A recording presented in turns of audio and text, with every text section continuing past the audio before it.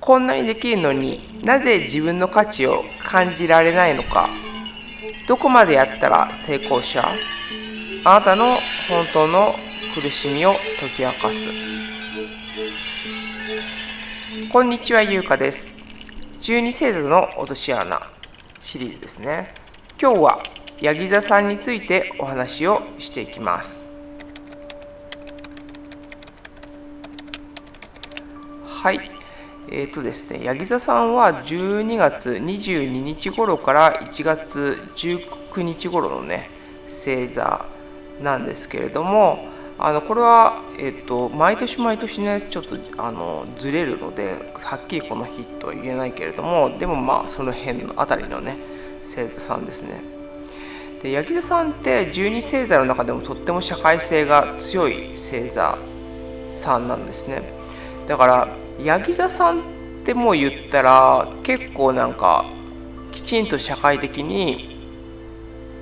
地位があるっていうと語弊があるけれども、そういうきちんとした地位を目指されてる方っていうのは多いのかなっていう印象のような星座さんになりますね。太陽ハウスっていうのが10ハウスで10ハウスっていうのも社会の中でどう生きるかっていうハウスなんですね。でそれは社会的な立場だったり仕事とかキャリアとか肩書きとか評価とか名声とか実績とかね、社会の責任、外の世界でどう生きるか見られるかとか、そういうハウスなんですね、そもそも。そして支配性が土星なんですよ。土星ってさ、占星術っていうかアストロロジーに興味がない方からしたらもう土星って言われてもって感じかもしれないけど、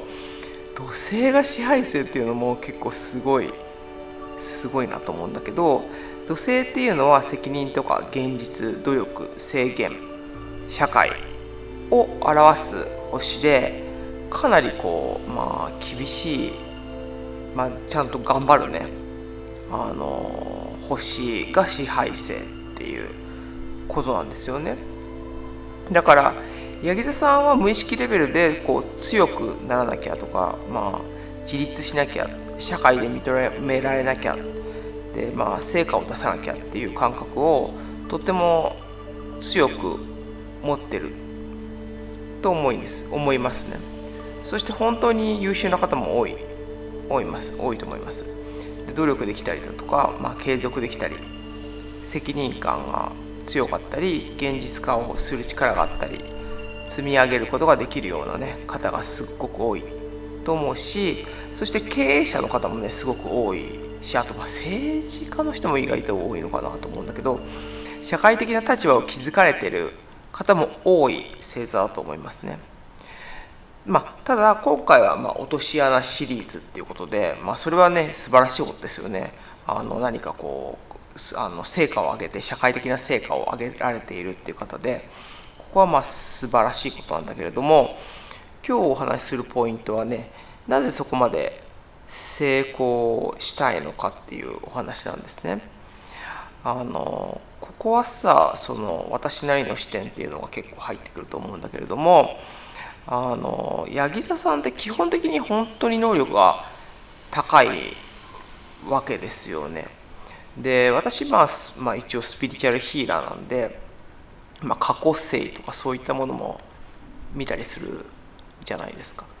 でそうなると、過去星とかも基本的にというか、結構もうステータスがもちろんあるし、かなりもう競争に勝ち抜いてきたり、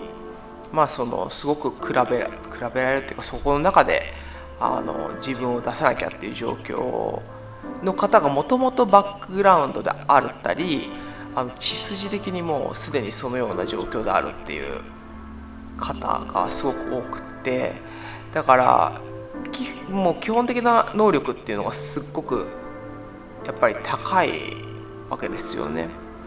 でもちろんそこはもう優秀であるし、そこに勝ち抜いてきたのが当たり前だから、勝ち抜いてきたりなんていうのはたまにはもちろん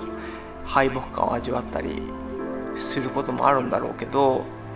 だからもっとやらなきゃ、もっと証明されなきゃ、認められなきゃっていう方向性にすごくいっちゃうんですよね。だからある種エンドレスっていうのかしらね。こうネズミちゃんがさ、こう輪っかの中でさ、こうぐるぐるぐるぐる回ってるのがあるじゃん。だから結構もう達成してもなんか空虚っていうか、もっともっともっともっとっていう、何を目指していたんだっけっていうふうにこう思っちゃったりするかもしれないし、あと結構その上下関係の中で生きてきた方っていうのかな、バックグラウンド的にもね。だからもう自分の方が上であるとか、自分の方が下であるっていう、いわゆるローエゴハイローエゴっていうの、ローエゴとかハイエゴとかきっと持ちやすい星座だと思うんですよね。でその本当にそれゆえに自分はもうすでに価値があるんだよっていうことをすごくこう証明し続けてしまうような人も多いかなっていうふうに思うし、あと特別でありたいとか人よりも上に行かなきゃっていうこう感覚もすごくなんて言うんでしょうね、そういうふうに思っちゃう方も多いのかなっていう、そうですねって思ったりするかもしれませんね。でもそれって単なる傲慢さっていうよりも、自分の価値を本当の意味で信じきれていないこの苦しさの裏返しでもあるのかなっていう。結局さ、もうそれがずっとなんか続いてきてしまったっていうか、自分はこれだけやったけれども、また比べられてとか、これだけやったけれどもなんかまた次の自分よりも優秀な人が出てきてとか、そういうことの繰り返し、バックグラウンドとかもそういうのの繰り返しだったから、なんかもうそれがエンドレスで続いちゃって、で自分はその欲があるじゃない。やっぱ成功したい、自分が価値があるって証明したいっていう欲があるから、だからその歯車の中で永遠にやっちゃう。ですごく周りから見たら、あの人すごい成功しててすごいね、お金もたくさん持ってるんだってみたいな感じな風にすでになってるのに、永遠とその走り続けるってことがやめられないみたいな、そういうような落とし穴っていうのがあるかなって思うんですよね。で本当にさ、自分の価値を知ってる人ってさ、誰とも比較しないじゃない。で例えばさ、本当にお金がないですとかさ、そんな もしかしたら大した仕事やってないって言ったらだけどさ、もう本当に年収とかもそんなに高くないとかね、あったり、会社経営なんてもとても考えられないとか、そういう人でもって言ったらだけど、そういう方がいいとか悪いは置いといて、でも自分に価値があるって分かってる方だったら、その自分っていうのでも楽しめたりするじゃないですか。だから心の奥のこうまだ足りないとか、もっと証明しなきゃっていうのがあると、達成してもまた次に行ってしまうから、達成が安心じゃなくて、達成したら次の責任っていう風になってしまいやすかったりするんですよね。そうでも本当は愛されたいとか、力を抜きたいとか遊びたいとか甘えたいとかね、そういう気持ちもすごくあって、で本当にそのお疲れ様っていうんじゃないけど、柳座さんに関してはもう自分の価値をぜひ受け入れて、まずは受け入れていただきたいですよね。でそこから自分の、形ができる力があるわけですもんね。社会的に何かが実績を積めるっていう力があるし、社会を動かせるっていうような力があるわけですから、だからその自分がすごく満足してるっていう状態で、じゃあ何をクリエーションしたいのかっていうところの自分のセンターのところでクリエーションできるっていう実績の部分をぜひ作っていただけたら、すっごく社会もきっとより良くしていける方たちでしょうし、ぜひそういうふうにしていただきたいなっていうふうに思いますね。あと私がちょっと気になった部分っていうのは、ヤギ座さんっていうのはその今土の星座やってましたよね。お牛座、乙女座、そして今ヤギ座さんできたんですけれども、ヤギ座さんっていうのは土の星座の最終形だから、その現実化できるっていうのもなんていうんだろう、完成版みたいな感じだったりするから、そのスピリチュアリティ、私はスピリチュアルヒーラーとかだから、そのエネルギーとかスピリチュアリティっていうものが大好きじゃないですか。だけどその形にするっていうことにすっごく力を注ぐような星座さんなんで、現実を作るっていうことに長けてるわけですから、その感じるっていう能力を使っちゃうと、その現実をクリエーションするっていうことができなくなっちゃう可能性があるから、だから八木沢さんに関してはあんまり感じないっていう方もすごく多いと思うんですよ。